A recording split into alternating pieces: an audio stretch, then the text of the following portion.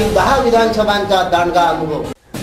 शह आणि काट शहाचे राजकारण, जनतेच्या प्रश्नांना नेत्यांची उत्तरे, समाजकारण आणि राजकारण, मस्त नेते आणि त्रस्त जनता.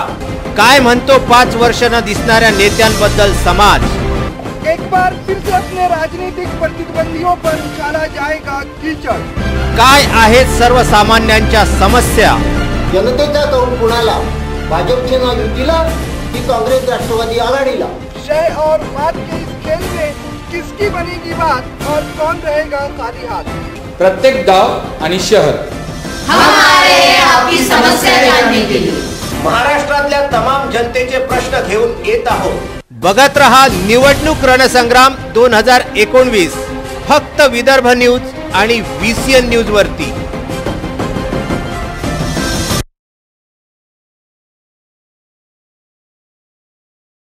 नमस्कार. VCN न्यूजच्या निवडणूक रणसंग्राम 2019च्या या कार्यक्रमामध्ये आपलं स्वागत आहे. मंडळी, येत्या 18 एप्रिल रोजी होऊ घातलेल्या लोकसभा निवडणुकींना सामोरं जाताना अमरावती लोकसभा निवडणुकींमध्ये जे 24 उमेदवार ज्यांनी आपले 24 उमेदवार आहेत ज्यांनी आपले उमेदवारी अर्ज दाखल केलेले आहेत, अशा सर्व मंडळींना, अशा सर्व भावी खासदारांना आपण आपल्या VCN न्यूजच्या या स्टुडिओमध्ये निमंत्रित केलेलं आहे आणि त्यांचं एकंदरीत समाजासाठी त्यांनी काय कार्य केलं, ते काय कार्य करतात आणि समाजासाठी काम करण्याची त्यांची जी तळमळ आहे ही आपल्यापर्यंत पोहोचविण्याचा VCN न्यूजचा हा एकमात्र प्रयत्न आहे. आज आपल्यासोबत आहे आंबेडकरवादी रिपब्लिकन पार्टीचे जे अधिकृत उमेदवार आहेत विनोद गाडे यांचं आपण VCN न्यूजच्या विनोदजी, तुमचं VCN न्यूजच्या या स्टुडिओमध्ये स्वागत करतो. धन्यवाद. आणि गॅस सिलेंडर या निवडणूक चिन्हावरून ते निवडणूक लढवित आहेत आणि निवडणूक लढवित असताना गेल्या 15 ते 20 वर्षापासूनचा त्यांचा जो दांडगा जनसंपर्क आहे त्याला अनुसरून ते या लोकसभा निवडणुकीमध्ये उभे ठाकलेले आहेत. विनोदजी, सर्वप्रथम माझा प्रश्न आपल्याला असा आहे की आपण दुसरी कुठलीही निवडणूक न लढविता एकदम लोकसभेकडे कसे काय वळलात, हा या आणि पहिला प्रश्न असा असायला पाहिजे ॲक्च्युली माझा की आपण कोण, कुठचे, आपलं शिक्षण काय आहे आणि आपली कौटुंबिक पार्श्वभूमी काय. सर्वप्रथम VCNनी माझी दखल घेतली त्याबद्दल VCN आणि त्यांच्या टीमचं मी आभार मानतो आणि त्यांना शुभेच्छा देतो. मी विनोद गाडे या अमरावतीतच जन्मलो आणि या अमरावतीतच मरणार. माझं जे शिक्षण झालेलं आहे ते ग्रॅज्युएशनपर्यंत झालेलं असून मी कम्प्युटर फील्डमध्ये जास्त डिप्लोमा केलेले आहेत. कम्प्युटर हार्डवेअर अँड नेटवर्किंग, त्यानंतर सायबरचे मी डिप्लोमा केलेले आहेत आणि त्याच पद्धतीने मी बँकेसाठी कम्प्युटर इंजिनियर होतो. त्यानंतर मी ATM इंजिनियर राहिलो. त्यानंतर मी आज एक सॉफ्टवेअर कंपनीचा विदर्भ रिजनल मॅनेजर म्हणून काम बघतो आहे. पण यासोबतच मला ज्या वेळेस राजकारणाची आवड निर्माण झाली, समाजकारणाची आवड निर्माण झाली, तर राजकारणात पदार्पण करण्याच्या वेळी मी थोडासा अभ्यास केला आणि मला असं दिसून पडलं की लोक समाजकारण करतात आणि समाजकारण करत असताना राजकारणात उतरतात. पण मला तसं करायचं नव्हतं, म्हणून मी आधीच राजकारणी बनून या क्षेत्रात उडी घेतली आणि राजकारण करताना राजनेता मी एक समाजसेवी कसा होईल याच्याकडे भर जास्त दिला. आपण बघतो आहोत की विनोदजी एक उच्च शिक्षित उमेदवार म्हणून विनोदजी आज आपल्याला लाभलेले आहेत. विनोद गाडे यांचा दांडगा जनसंपर्क आहे. विनोदजी, या निवडणुकीला सामोरं जाताना प्रत्येक पक्ष आपला काही जाहीरनामा ठेवतो आणि जनतेपुढे जातो, तर आपल्या मनामध्ये किंवा आपण जो जाहीर केलेला जाहीरनामा आहे तो नेमका कुठला आहे?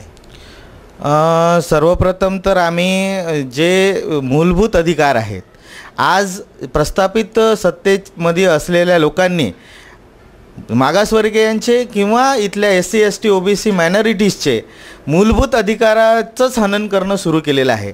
त्यामुळे आम्ही जास्तीत जास्त फोकस मूलभूत अधिकार आम्हाला कसे मिळतील, आमच्या बहुजनांना त्याचा न्याय अधिकार कसा मिळेल याच्यावरती फोकस केलेला आहे.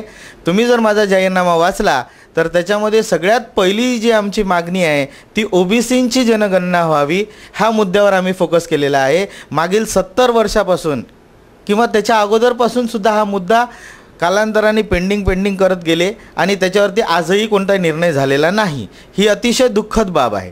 काँग्रेसची सरकार येऊ किंवा BJPची सरकार येऊ, एकमेकाला साथ देत या मुद्द्याला हे डावलत आलेले आहे. त्यामुळे आम्ही याला प्राथमिकता दिलेली आहे. त्यानंतर जी घटना जंतर मंतरवर घडली की भारताचं संविधान, भारत ज्या राज्यघटनेवर चालते त्या राज्यघटनेला सुद्धा तडा या प्रस्थापित सरकारने दिलेला आहे. आणि आज अशी परिस्थिती आहे की संविधान जाणणारे सुद्धा मोकाट फिरत आहेत, बलात्कार करणारे मोकाट फिरत आहेत आणि या देशामध्ये अत्याचार करणारे सुद्धा मोकाट फिरत आहेत.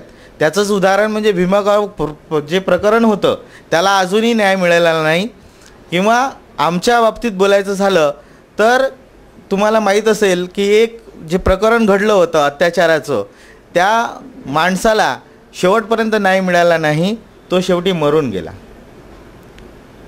जसं कोपर्डी हत्याकांडमध्ये लवकर न्याय मिळाला, तशा प्रकारचं न्याय खैरलांजीमध्ये आजही त्या व्यक्तीला गोतमांगेला मिळालेला नाही. तर आज आम्हाला न्यायव्यवस्था जी आहे त्या न्यायव्यवस्थेवर सुद्धा भरोसा राहिलेला नाही. EVM घोटाळ्याने ही सरकार पुन्हा प्रस्थापित झाली, त्या EVMवर सुद्धा आमचा विश्वास राहिलेला नाही. आणि इथे कलेक्टर साहेबांनी कितीही आश्वासन आम्हाला EVMबद्दल दिले असतील तरीसुद्धा ते सुद्धा इलेक्ट्रॉनिक्स मशीनबद्दल शाश्वत नाही. नाही, माझा मुळात मी तुम्हाला एक प्रश्न विचारला होता. त्या प्रश्नाचं स्वरूप असं होतं की निवडणुकीला सामोरं जाताना म्हणजे आरोप प्रत्यारोप ह्या गोष्टी वेगळ्या आहेत.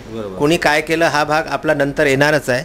निवडणुकीला सामोरं जाताना आंबेडकरवादी रिपब्लिकन पार्टीचा जो जाहीरनामा आहे त्यात एकूण किती मुद्दे घेतलेले आहेत आणि गेल्या किती वर्षापासून आपण समाजासाठी किंवा समाज कार्यामध्ये सहभागी आहात? मागील आम्ही 15 वर्षापासून मी स्वतः सक्रिय आहे. पार्टी त्याच्या अगोदरपासून सक्रिय आहे. मी बामसेपचा कॅडर आहे आणि बामसेपमध्ये मी हे प्रशिक्षण घेतलं. त्यासोबतच आम्ही जो जाहीरनामा जाहीर केलेला आहे त्याच्यामध्ये जे हायलाइटेड मुद्दे आहेत ते 13 ते 14 मुद्दे आम्ही घेतलेले आहे. त्याच्यामध्ये OBCची जातीनिहाय जनगणना करणार हे आम्ही मुद्दा लिहिला. संविधानाची 100% अंमलबजावणी करणार, विदर्भ राज्याची निर्मिती करण्यास जी संघटना काम करत असेल त्याच्यासोबत ताकदनिशा काम करणार.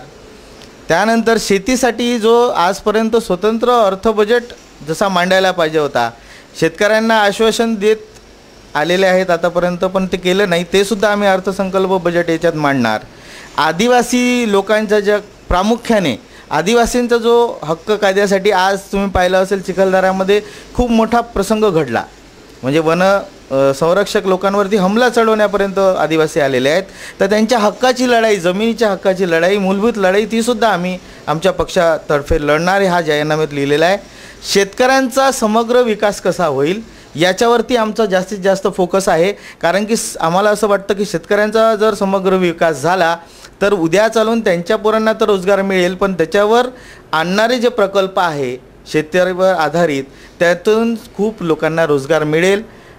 रोजगाराला प्राधान्य देणारे औद्योगिकरण करून ते इथे लघुउद्योग व स्वयंरोजगार कसे देता येईल तरुणांना, याची संधी निर्माण कशी करता येईल हे सुद्धा आम्ही बघणार आहोत. सरकारी शिक्षण जे मोफत आणि उच्च दर्जाचे पाहिजे होते ते सुद्धा आम्ही इथे कसं देता येईल त्याच्यावरती जास्तीत जास्त फोकस करणार. सरकारी आरोग्यसेवा ही इथली आरोग्यसेवा तुम्हाला माहीतच आहे, ती कशी दर्जेदार आणि मोफत करता येईल, त्याच्यामध्ये किती सुविधा वाढवता येईल याच्यावर सुद्धा आम्ही फोकस करणार आहोत. अल्पसंख्याक लोक, भटक्या विमुक्त जातीचे लोक, OBCची जी क्रिमिलियरची अट घातलेली आहे संविधानाने ती असंवैधानिक आहे, तिला कसं हटवता येईल, अशा प्रकारच्या मूलभूत सोयीवरती आम्ही जास्तीत जास्त फोकस केलेला आहे आणि हे आमच्या जाहीरनाम्यामध्ये आम्ही डिक्लेअर केलेलं आहे. गेल्या 15 वर्षांमध्ये आपल्या पार्टीने किंवा आपण समाजासाठी एखादं कुठलं चांगलं कार्य केलं आहे का, आणि कार्य केलं तर नेमकं कशाबद्दल आणि कुठलं?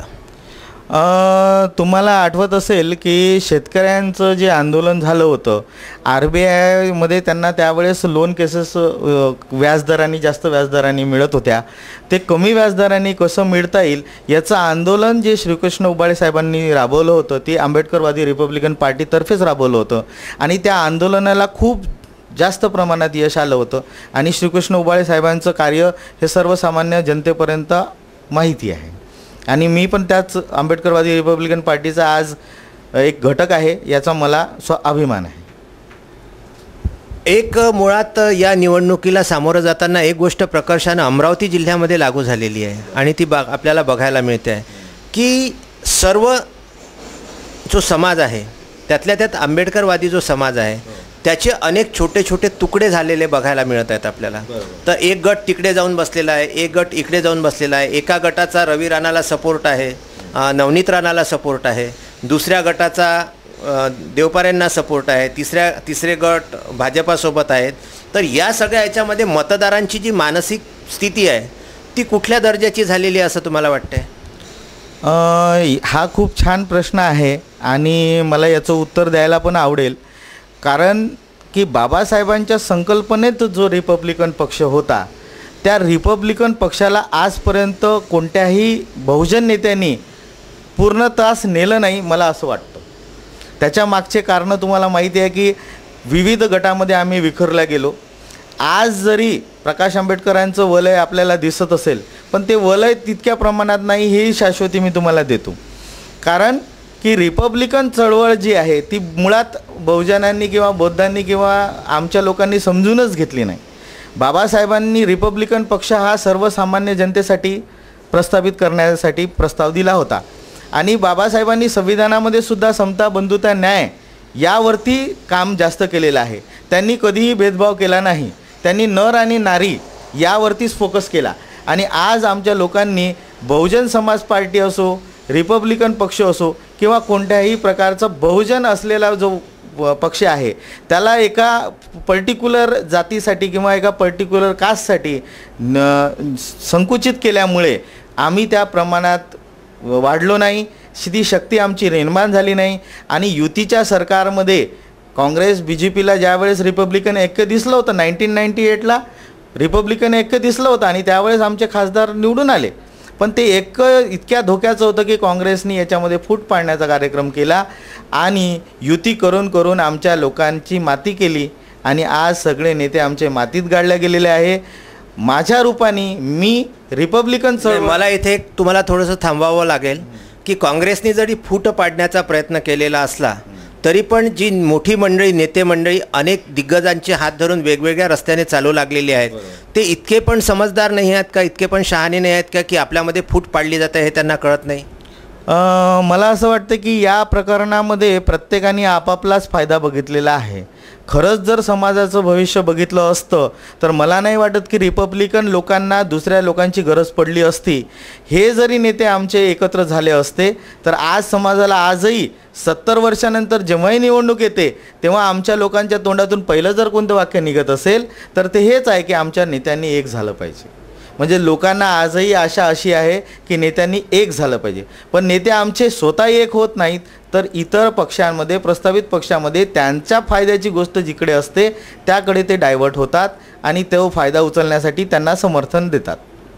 बाळासाहेबांनी मुस्लिम समुदायासोबत जो एकोपा राखण्याचा प्रयत्न केला, वंचित बहुजन आघाडींची नवीन स्थापना झाली आणि बहुजन आणि मुस्लिम हे एकत्र आले तर याचा तुमच्या पार्टीला फायदा होईल की तोटा होईल? पहिली गोष्ट तर आम्हाला या युतीमुळे कोणत्याही प्रकारचा तोटा होणार नाही. कारण आंबेडकरवादी निष्ठावान कार्यकर्ते ते कोणत्याही जाती समुदायाचे असले तरी ते आंबेडकरवादीच आहेत. ते दुसरीकडे डायव्हर्ट होणार नाहीत. राहिला प्रश्न आता आंबेडकरांनी जी OAC सोबत युती केलेली आहे तर ते एक राजकारणचा पार्ट आपण बघितला पाहिजे.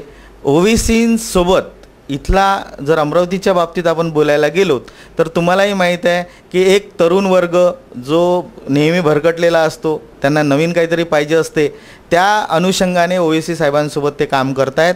परंतु एक समजदार जो वर्ग असतो, प्रत्येक समाजामध्ये एक क्रीम लेअर असते, वैचारिक लेवल असते. ते वैचारिक लेवल मला नाही वाटत की OAC साहेबांसोबत जातील.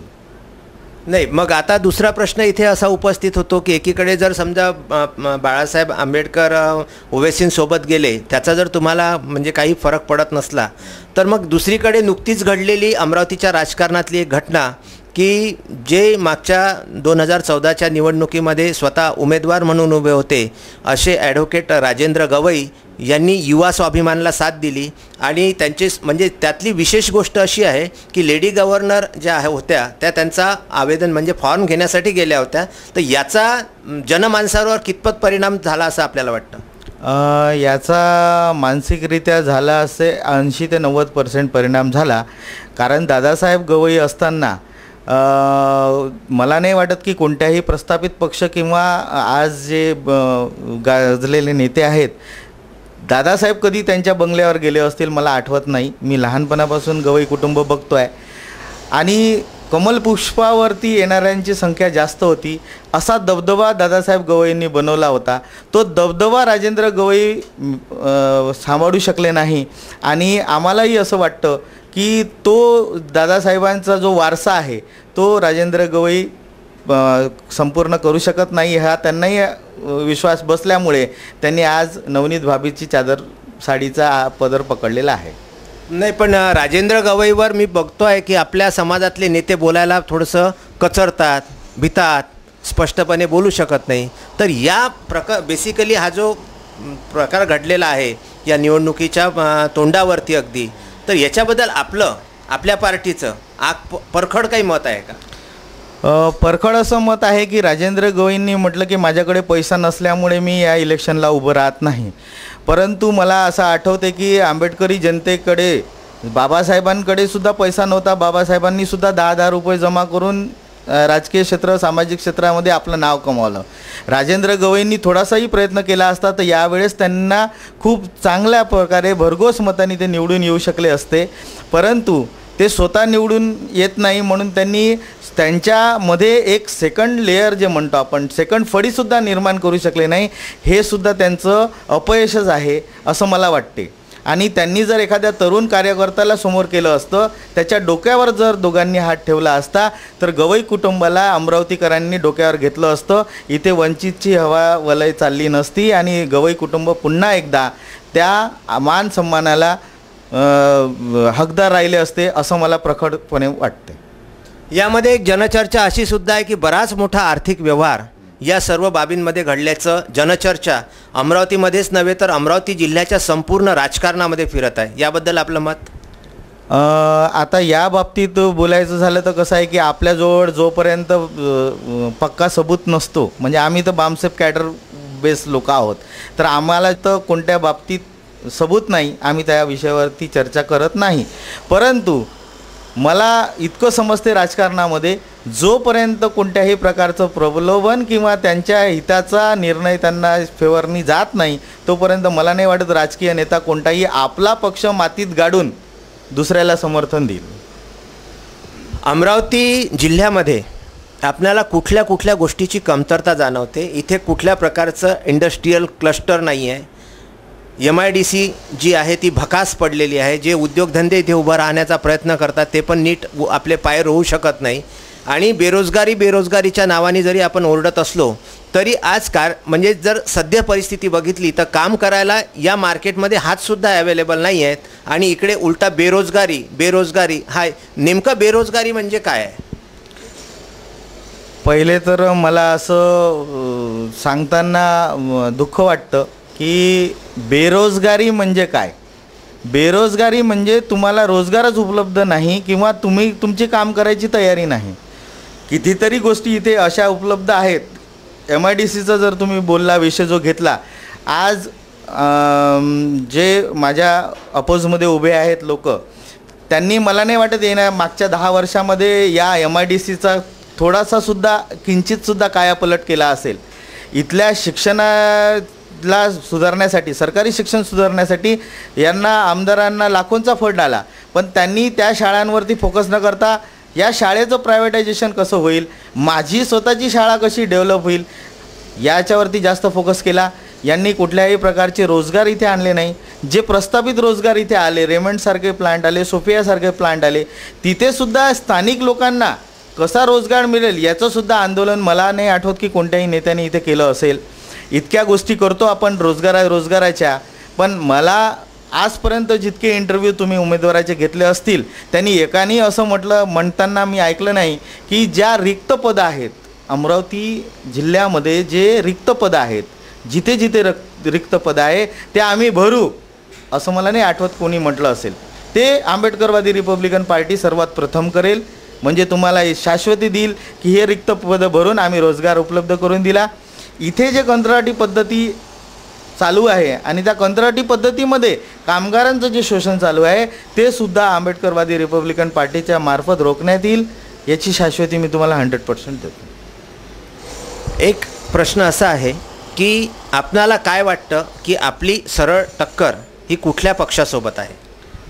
सर्वप्रथम तर भारतभर जे प्रामुख्याने दुश्मन मानलं जातं ते BJP आहे.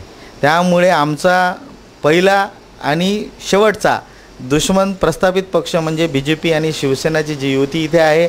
मागील 10 वर्षापासून अडसूड साहेबांनी, ते इथले नाहीत, ते इथले नसल्यामुळे त्यांचं लक्ष या मतदारसंघामध्ये नाही आणि त्यांनी कुठल्याही प्रकारची इथे त्यांनी म्हणावं किंवा त्यांच्या मुलांनी म्हणावं, त्यांनासुद्धा दर्यापूरच्या लोकांनी साथ सहयोग दिला होता, पण त्यांनीसुद्धा कोणत्याही प्रकारची दर्यापूरलाही विकासाकडे नेलं नाही आणि त्यांच्या वडिलांनी म्हणजे आनंदराव अडसूळांनीसुद्धा इकडे कोणत्याही प्रकारची मदत केली नाही.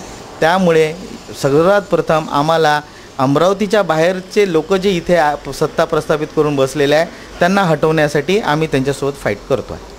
म्हणजे तुम्हाला असं म्हणायचं आहे की तुमचा आंबेडकरवादी रिपब्लिकन पार्टी यांची सरळ टक्कर ही फक्त आणि फक्त भाजपासोबत आहे, हो. दुसऱ्या कुणाही सोबत नाही. हो. म्हणजे तुम्हाला जनरली असं म्हणायचं आहे की तुम्ही म्हणजे दुसऱ्या नंबरवरती आहात की पहिल्या नंबरवरती आहात? आम्ही तसं पाहिलं तर पहिल्याच नंबरवरती आहोत. जर जनसामान्यांना इथे मी जे बोललो, माझा जो जाहीरनामा आहे त्याप्रमाणे एक तरुण गरीब तळपदार कार्यकर्त्याला तुम्हाला पाहिजे असेल तर निश्चितच मी 1 नंबरवर आहे.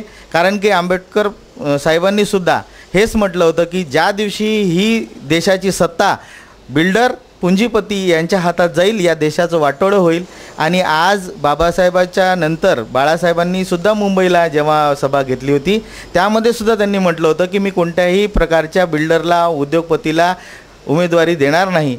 पण इथे तुम्हाला जर पाहिलं असेल उमेदवार ते तसं तर पाहिलं तर स्पर्धामध्येच नाहीत, पण आता विषय निघाला म्हणून सांगतो आहे की त्या उद्योगपतीलासुद्धा इथे त्यांनी उमेदवारी देऊन खूप चुकीचा निर्णय घेतलेला आहे असं मला वाटतं. बसपासोबत गेल्या 2014च्या निवडणुका लढविणारे गुणवंत देवपारे आणि आज वंचित बहुजन आघाडीची अधिकृत उमेदवारी घेणारे गुणवंत देवपारे यांना समाज कितपत आपलं मतदान करेल किंवा नाही याबद्दल आपण काय सांगाल? याच्या बाबतीत बोलायचं झालं तर लांडग्याला द्राक्ष आंबट म्हणतात ना, तसं आहे. म्हणजे गुणवंत देवपारे हे पहिले शरद पवारांच्या मागे राष्ट्रवादीची तिकीट कशी मिळेल या मागे धावले, तिथे त्यांचे प्रयत्न असफल झाले. त्यानंतर मग काहीतरी करायचं, पैसा आहे आपल्याकडे आणि नेहमी बसपा पैसे देऊन उमेदवार विकत घेते, तसं आम्ही पहिले गुणवंत देवपारेंना विकत घेतलं. आता त्याच्यानंतर मग तिकडे काही डाळ शिजली नाही, तिथे त्यांना वाटलं की मला इथे आता हा कॅडर बेस समाज ॲक्सेप्ट करणार नाही, कारण की त्याच्यानंतर त्यांचं काही कार्यच नाही. त्यांनी समाजासाठी साधी इरविन चौकामध्ये करोडपती आहे म्हणतात, साधी पाण्याची सोय करून दिली नाही त्यांनी. म्हणजे 1-1.5 लाख रुपये जर ते बाबासाहेबांच्या पुतळ्याजवळ पाणी पिण्यासाठी हापसी लावू शकत नाही, लेडीजसाठी टॉयलेट करू शकत नाही. कधी मला नाही आठवत की गुणवंत देवपारे इरविन दवाखान्यातसुद्धा काही लोकांना भेटायला गेले असतील, मला नाही आठवत. एकही न्यूज मी बातमी त्यांची पाहिली नाही. आणि आज ते बाळासाहेबांच्या फेवरमध्ये कसे आले किंवा बाळासाहेबांनी त्यांना का फेवरमध्ये केलं, बाळासाहेबांनासुद्धा एखादा तरुण तळपदार कार्यकर्ता दिसला नाही का, असाही प्रश्न मला त्याच्यातून निर्माण होतो. म्हणून मला असं वाटत नाही की गुणवंत देवपारे खूप मोठी मजल मारू शकतील. त्यावेळेस बसपाचे कॅडरबेस कार्यकर्ते होते, कॅडरबेस कार्यकर्ते आपलं वोट दुसरीकडे डायव्हर्ट करत नाहीत, ते आपल्या पक्षाशी निष्ठावान असतात. आणि जो पक्ष सोडून गेलेला व्यक्ती आहे त्याला कसे लोक जनमत देतील हाही निर्णय आपण मीडियावाले आहात तुम्हाला समजू शकते की एक व्यक्ती जो इकडनं तिकडे उड्या मारत असतो तो स्वतःच्या पक्षाचा झाला नाही, ज्या पक्षाशी तो निष्ठावान असायला पाहिजे त्याचा झाला नाही, तर तो जनतेचा कसा होईल. मला कोणतंही आंदोलन त्यांचं आठवत नाही की भीमा कोरेगावमध्ये म्हणा की संविधान जाळल्यानंतर म्हणा किंवा इथल्या जे आदिवासीचं आंदोलन म्हणा किंवा इथे शेतकरी आले होते, 3 दिवस बिचारे कलेक्टर ऑफिसवरती राहिले होते. तर इथल्या आमदारांनीसुद्धा, प्रस्थापित आमदारांनी जे सत्तेत आहे की त्यांनीसुद्धा त्यांची दखलसुद्धा घेतली नाही. 3 दिवस त्यांची कोणत्याही प्रकारची सोय करून दिली नाही. ही अतिशय दुःखद बाबत आहे. आणि आज सगळे जनप्रतिनिधी पैशाच्या जोरावरती मी काय करणार हे म्हणताय, पण ऑलरेडी पैसे असतानासुद्धा काही केलं नाही. ठीक आहे, आम्ही गरीब तरुण कार्यकर्ते आहे, आमच्याजवळ पैसा नाही म्हणून आम्ही नाही करू शकत आहे, आमचे हात बांधले आहे. परंतु ज्यांच्याकडे पैसा आहे त्यांनीसुद्धा असं काय अमरावतीसाठी केलं मला तर नाही आठवत. जाता जाता आपण आपला जो मतदार वर्ग आहे त्यांना VCN न्यूजच्या माध्यमातून काय आवाहन कराल? VCN न्यूजचं मी पुन्हा एकदा अभिनंदन करतो की त्यांनी माझ्यासारख्या तरुण गरीब कार्यकर्त्याला खासदारकीच्या पावलावरती, पहिल्या पायरीवरती आणून जनतेपर्यंत पोहोचवण्याचं एक माध्यम बनून मला साथ सहयोग दिला. निष्पक्ष निस्वार्थ मला साथ दिली त्यांनी. माझ्या सर्व अमरावती मतदार बंधूंना हीच विनंती आहे की कोणत्याही प्रकारच्या प्रलोभनाला तुम्ही बळी न पडता इथल्या गरीब, होतकरू, तळपदार युवा नेत्याला जर तुम्ही खासदार बनवलं तर बाबासाहेबांच्या संकल्पनेतला रिपब्लिकन पक्ष इथे प्रस्थापित करेल. आणि सम्राट अशोकाच्या काळात जो अखंड भारत होता तो अखंड भारत कसा निर्माण करता येईल, त्या अखंड भारतामध्ये अमरावतीचं नाव इतिहासात कसं रोवण्यात येईल हे काम विनोद गाडे जरूर करेल. आणि मी इथला खासदार बनायची माझी इच्छा नसून मला प्रत्येक घरातला एक मुलगा असं म्हणून जनतेने ॲक्सेप्ट करावं. मला प्रत्येक घरात माझा नरेंद्र मोदीसारखा फोटो असायला पाहिजे की जसं आज नरेंद्र मोदींनी जबरदस्ती फोटो लावायला लावलेत, पण स्वतःच्या स्वप्रेमाने की हा माझा मुलगा आहे असं प्रत्येक गावातल्या शेतकऱ्यांनीसुद्धा म्हटलं पाहिजे. आणि हा मुलगा माझे सर्व काम करते ही इच्छा माझी आहे. असा जनकौल मला जनतेने दिल्यास मी सर्व त्यांच्या पाठीशी उभा राहील हे मी बोलतो आणि माझं धन्यवाद. VCN न्यूजमध्ये आपण बघितलं की आंबेडकरवादी रिपब्लिकन पार्टीचे विनोद गाडे अधिकृत उमेदवार आहेत. गॅस सिलेंडर या चिन्हावरती ते निवडणूक लढवित आहेत. आणि येत्या 18 एप्रिल रोजी आपल्या EVM मशीनमध्ये त्यांचंसुद्धा भाग्य बंद होणार आहे. त्यांना आपण या निवडणुकीसाठी शुभेच्छा देऊया आणि इथेच थांबूया. GTPL सेटअप बॉक्स नंबर 72 आणि UCN setup box channel number 81 वरती बघायला रोज विसरू नका निवडणूक रणसंग्राम 2019. नमस्कार.